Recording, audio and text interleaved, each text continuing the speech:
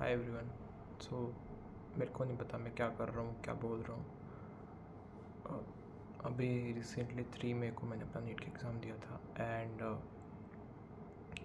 Just उससे एक दिन पहले यानी कि 2 मई को आई was very happy, I was very confident and I was very happy. But जो 3 मई को मेरे साथ हुआ दैट वॉज सो अनएक्सपेक्टेड।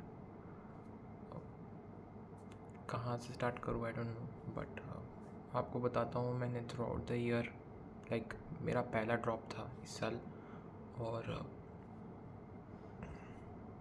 मैंने अपना पूरा 100% दिया था, 100 नहीं 1000%। एंड मैंने डेली 8 to 10 आवर्स कंसिस्टेंटली पढ़ाई की, हर एक सब्जेक्ट को इक्वली टाइम दिया, हर एक सब्जेक्ट पे जितने अमाउंट ऑफ क्वेश्चन प्रैक्टिस करने होते हैं मैंने सब किया। मैंने ऑफलाइन टेस्ट सीरीज़ ज्वाइन की थी। I use to go there and I use to give test also, तो उसमें मेरा स्कोर काफ़ी अच्छा आता था बिकॉज़ उनका जो लेवल था वो नीट 2025 के अराउंड था। और जो टेस्ट जो मैं दे रहा था, तो अब मेरे को एक ऐसी हैबिट हो गई थी क्वेश्चंस को स्किप करने की, और उसी से I use to get good rank in my test. क्योंकि 2025 में जिसने क्वेश्चन स्किप किए थे सिलेक्शन उनका ही हुआ था। तो अब हमें through out the year I was studying from an online batch, एक कंपनीज है, I was studying from that उनके बैच से, और मैक्सिमम बच्चे वहीं से पढ़ रहे थे। एंड मेरे को लग रहा था हो जाएगा अगर ऐसा ही पेपर आने वाला है, क्योंकि एकदम से आप इस लेवल पर उस पेपर को ले जाते हो एंड देन आप एक अनप्रडिक्टेबल उसको सेट कर देते हो कि एनीथिंग कैन हैपन। और इवन टीचर्स हमारे, उन्होंने कभी ये नहीं कहा कि नहीं 2024 लेवल का पेपर दोबारा आ सकता है। So we were not ready for that thing कि हम उस 3 घंटे के आवर में हम इतने क्वेश्चंस को अटैम्प्ट कर पाएंगे। मैं अपनी बात बता रहा हूँ क्योंकि भाई सिलेक्शन तो इस साल भी लोगों का होगा, बट मैं अपनी बता रहा हूँ। I was not ready mentally for that thing. And जो मेरा पेपर वाले दिन हुआ है, इट्स नॉट दैट कि मेरे को आता नहीं है, a lot of things I know. And वो टाइम की वजह से स्किप हो गई, कुछ थोड़ा बहुत ऊपर नीचे हो गया, और किसी में ज़्यादा टाइम लग गया, किसी में कम टाइम लग गया। So starting from 2 May I was very happy, I was very confident. And एक रात पहले थोड़ा सा डर था बट बहुत कॉन्फिडेंस था अंदर से।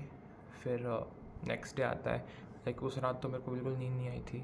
फिर नेक्स्ट डे की बात बताता हूँ। Next day I woke up around 7:30 and I was very happy. मतलब एक होता है ना कि आपकी एक जर्नी एंड पे आ रही है, तो मेरे को लग रहा था कि मैं कर जाऊँगा एंड मेरी जर्नी का आज एंड हो जाएगा and I get a medical college because it was my first attempt. और मैंने पूरा, एक होता ना कि आपको अंदर से पता होता है कि आपने अटैम्प्ट लिया है, एक एक्स्ट्रा ड्रॉप, मतलब आपने ड्रॉप लिया है एंड आपने खुद कोई गलती की होगी देन यू विल थिंक कि आप आगे जाके एक और ड्रॉप ले लेंगे।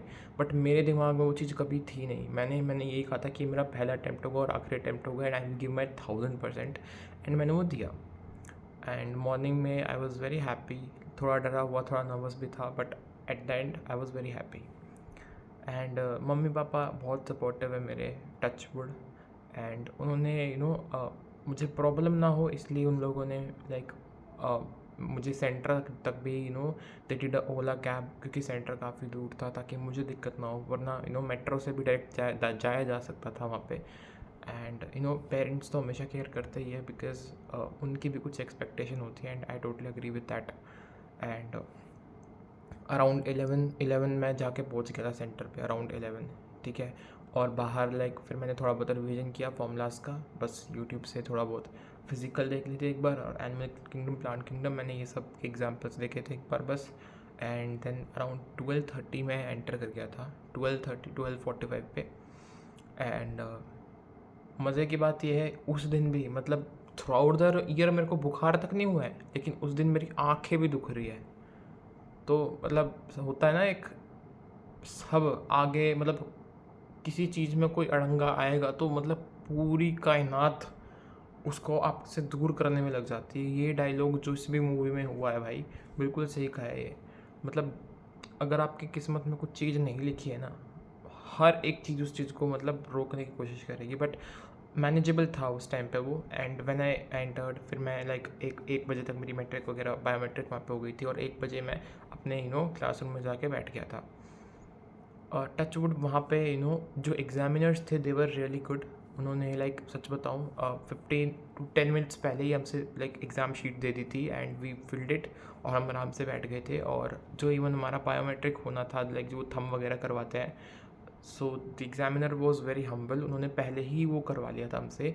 एंड शी सेड कि मैं नहीं चाहती आप लोग एग्ज़ाम के बीच में डिस्टर्ब हो, तो उन्होंने जो वो थंब वाला काम होता है वो पहले करवा लिया था। एंड इवन हमने साइन, जो टाइम वाले साइन होते हैं ना, वो भी हमने पहले कर दिए थे, so that we don't get disturb. And इतना अच्छा माहौल मेरे को वहाँ पे मिला था। एंड ठीक है, फिर एग्ज़ाम आता है, जैसे क्योंकि एग्ज़ाम तो हमें लाइक 5 मिनट पहले मिल गया था। मैंने जैसे उस एग्ज़ाम को मतलब थोड़ा सा इधर से देखा, आई सो जो मैच द मैट्रिक्स था ना, इट वॉज़ वेरी इजी, बहुत सिंपल। एंड मुझे पता लग गया था कि भाई एग्ज़ाम बहुत आसान आ गया है। And I was little scared also, because मुझे नहीं थी, मुझे लग रहा था कि वो 2024 से एग्ज़ाम होने वाला है। एंड मेरी हैबिट नहीं थी, और मेरे को यही डर था कि कहीं मेरे से फिज़िक्स के क्वेश्चन छूट ना जाए, और फिर केमिस्ट्री में क्वेश्चन छूट ना जाए। तो फिर लाइक ऐसे होते होते 2 बज गए, then I started with exam. और करते करते पता नहीं अराउंड 45 मिनट्स में मेरे को लग गए थे आराम से बायो करते हुए टाइम। एंड 45 मिनट्स के बाद आई रिमेंबर जब 1 आवर की वैल्यू हुई थी ना, मैं केमिस्ट्री के 5-6 क्वेश्चन सोल्व कर चुका था, एंड मैंने साथ में OMR फिल कर दी थी बायोलॉजी की पूरी। सो कॉन्फिडेंस तो मेरे को उस टाइम लग रहा था, बट जैसे ही मेरा बायोलॉजी ख़त्म हुआ, then I was little scared कि अब क्या होगा अगर लाइक फिज़िक्स आसान हुई बट लेंथी हुई। बट देन मैंने अपने आप को काम किया, क्योंकि मतलब मेंटली मैंने उस दिन अपने आप को इतना संभाला है ना, अपने आप को मैं ही जानता हूँ कि I don't have to panic and all. मैं खुद को ही समझाया जा रहा था बैठ के। एंड थैंकफुली मैंने पैनिक नहीं किया, क्योंकि मैं जितना करके आया हूँ ना, मैं उतना भी नहीं कर पाता अगर मैं पैनिक करता, क्योंकि पैनिक और एंजाइटी होना मेरी सबसे वीक पॉइंट है। एंड जैसे तैसे अराउंड जब 1 कार होने वाले था, उस टाइम पे मेरा लाइक लास्ट 1 घंटा बचा था, उस टाइम पे मेरा केमिस्ट्री हो गया था। एंड सच बताऊँ केमिस्ट्री मेरा अच्छा गया। केमिस्ट्री में मैंने अराउंड 2-3 क्वेश्चन छोड़े थे, और मेरे 2 गलत हो गए। तो पता नहीं 150-160 मेरे बन रहे, उसमें 150 बन रहे अराउंड। और बायोलॉजी में मैं बताऊँ आपको, तो biology was very easy for me. And मेरे 355 मार्क्स बन रहे हैं बायोलॉजी में। और वो भी सच बताऊँ ना, एक जो क्वेश्चन गलत हुआ वो था वो एक था ना फ्लाइटलेस बर्ड वाला। तो मैंने कुछ सोचे समझे बिना जो आगे फॉर स्विमिंग लिखा था ना, मैंने वो रीड ही नहीं किया। एंड उसका तो मेरे को इतना रिग्रेट हो रहा है अभी भी। उसका एक्चुअल आंसर पेंगुइन था, तो वो मुझसे एक मिस्टेक हो गई। एंड 2 क्वेश्चंस मेरे केमिस्ट्री में गलत हो गए, और जो मैंने छोड़े थे वो अलग। तो फिर आया उसके फ़िज़िक्स के सेक्शन पे। एंड सच बताऊँ, फ़िज़िक्स करते करते मेरे पास टाइम की कमी लगने लग गई मेरे को। मैंने अराउंड 23 क्वेश्चन सॉल्व कर लिए थे, जो मेरे को ऐसा हो रहा था कि ये मैं कर जाऊँगा, क्योंकि मेरी हैबिट वो बन चुकी थी एक टफ़ पेपर को सॉल्व कर करके, कि पहले जो मेरे को आता है मेरे को वो निकाल के करना है, मेरी वो हैबिट बन गई थी उसमें।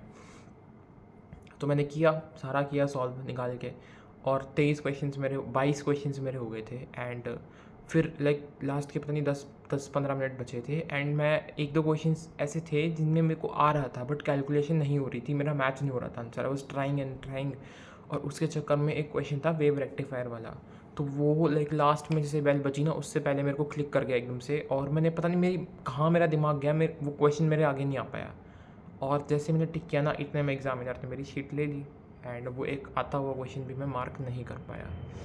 एंड अब सच बताऊँ तो बहुत ज़्यादा रिग्रेट हो रहा है, बिकॉज़ मैं अगर 4 से 5 क्वेश्चन और कर देता, तो शायद आज मैं ऑल इंडिया कोटा से भी जो कट ऑफ है उसके अंदर होता आराम से। अराउंड से मेरे 590 होते, बट अभी का जो मेरा एक्चुअल स्कोर है वो अराउंड 570 to 580 है। एंड आई डोंट नो क्या होगा। दिल्ली का हूँ ना, तो वो भी मनहूसियत ही है। यहाँ पर पूरी दुनिया के लोग आके कम्पीट कर सकते हैं, बट दिल्ली के लोगों के लिए दिल्ली का डोमिसाइल कचड़े बराबर है, बिकॉज़ पूरी दुनिया के बच्चे इधर आ जाते हैं, लेकिन दिल्ली में कोई अलग से स्टेट कोटा नहीं चलता है। तो लोगों को लगता है कि हम OBC है दिल्ली वाले, तो हमें तो बहुत फ़ायदा होता होगा, but reality is far away.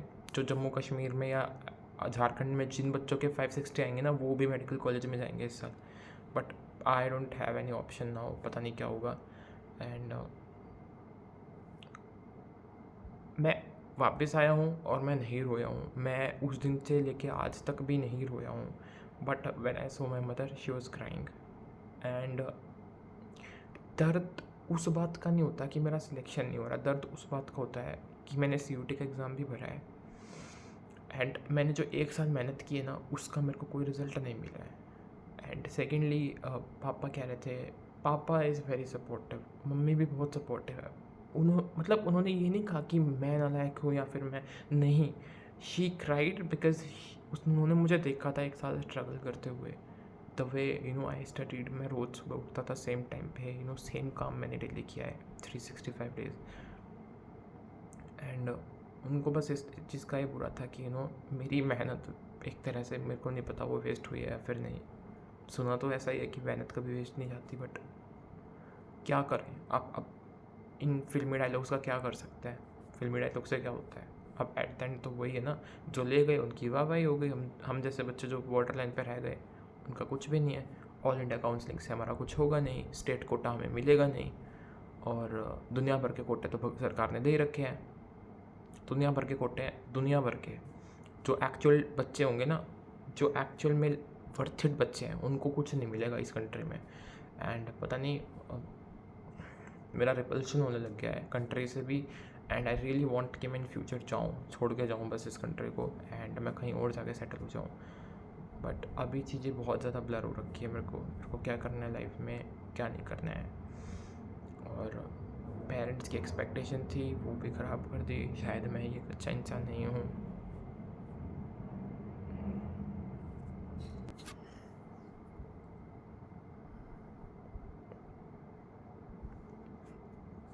पता है मेरे पेरेंट्स ने ना हमेशा मेरे लिए सब किया है, एंड मैं उनके लिए एक चीज़ भी नहीं कर पाया। मेरे को उसका बहुत ज़्यादा अफसोस है, और शायद मेरे को हमेशा रहेगा, क्योंकि मैं ड्रॉप लेने की कंडीशन में तो हूँ नहीं। मेंटली मैं उस कंडीशन में नहीं हूँ। फिनेंशियली मेरे को कोई प्रॉब्लम नहीं है, बट मैं मेंटली नहीं हूँ रेडी। और मैं ड्रॉप के बारे में सोच रहा हूँ ना, मुझे डिप्रेशन हो जाता है दोबारा से सोच के कि I will have to do again those things. मेरे से नहीं हो सकता। And I will have to figure out क्या करना है। BMS में मेरे को कोई इंटरेस्ट है नहीं।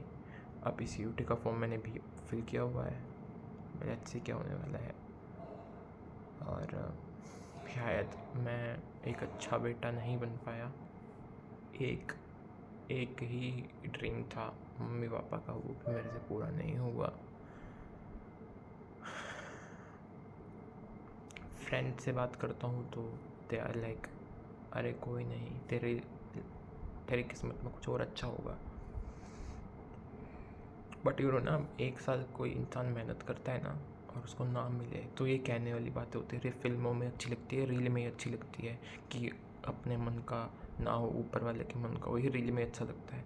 लेकिन जिस इंसान ने मेहनत किया ना, वो टूटता है। और मेरी तरह बहुत सारे लोग टूट के बैठे होंगे, बिकॉज़ एक तो कोई रिजर्वेशन बेनिफिट नहीं है, और दूसरा उसी मार्क्स पे दूसरे बच्चे दूसरे स्टेट में ले जाएंगे कॉलेज, और आप खुद की सेल्फ वर्थ पे डाउट करेंगे। एंड वही अभी मेरी कंडीशन है। अब आई डोंट नो मेरा क्या प्लान रहेगा। मे बी मैं अगले वीडियोस में उसको शेयर करूँ। बस इस वीडियो के लिए इतना ही। ये इट वाज जस्ट मेरी जर्नी, कैसा एग्ज़ाम रहा, और हमेशा याद रहेगा कि मैंने अपना बेस्ट दिया है। एक यार बताऊँ, एक गिल्ट नहीं है मेरे को बिल्कुल भी कि मैंने कोई कसर छोड़ी है। मैंने अपनी तरफ से कोई कसर नहीं छोड़ी, और मेरे को इस बात का प्राउड है खुद पे कि मैंने कोई कसर नहीं छोड़ी। और मेरे को लाइफ टाइम भी इस चीज़ पे रिग्रेट नहीं रहेगा कि मैंने कोई कसर छोड़ी थी, मैंने कोई कसर नहीं छोड़ी। एंड रही बात कोई ड्रॉप लेने की, भाई ड्रॉप वो इंसान लेगा ना जिसने अपनी मेहनत नहीं की हो। अब ऐसी मेहनत मैं दोबारा कर रहा हूँ, अगली बार फिर से किन्होंने कुछ काम कर दिया ऐसा, फिर से कोई पैटर्न में चेंज कर दिया, फिर से अगर बॉर्डर लाइन पर अटक गए तो क्या होगा। सो मैं 1 साल तो नहीं दे सकता इस एग्ज़ाम को, और I have to shift. And yeah thank you so much for listening. और जो कोई भी इस स्टेट ऑफ माइंड में अभी, कोई बात नहीं यार, आप थोड़े शांति से रहो। बहुत साल पूरे साल पढ़े हो आप, क्या पता मुझसे भी 1-2 आगे साल वाले ड्रॉपर बच्चे देख कर वीडियोज़, कोई बात नहीं यार, होता है। एंड अगर लाइफ में सभी डॉक्टर बन जाएंगे, एक सोचने की भी बात है, तो और प्रोफेशन को कौन कैरी फॉरवर्ड करेगा। तो let's see, will figure it out, और साथ में मिलकर सब कर लेंगे, कुछ नहीं होगा, ज़्यादा से ज़्यादा क्या हो जाएगा, ज़्यादा से ज़्यादा क्या ही हो जाएगा। और क्या, मैं अपने प्रेशियस लाइफ के और साल इस एग्ज़ाम में वेस्ट नहीं कर सकता। मैंने 11th क्लास से स्टार्ट किया था, 11th and 12th was next level class. 12th में तो मेरे साथ जो हुआ है उसके लिए तो मेरे को शायद पूरा एक अलग से वीडियो बनाना पड़ेगा। So that was the reason why I took the drop and it was my first attempt, though it was my second attempt but it was my first attempt. There is a story behind this and I will tell you in some other video, but right now अभी मेरे state of mind वो नहीं है कि मैं कुछ और share कर पाऊँ। And yes, thank you so much.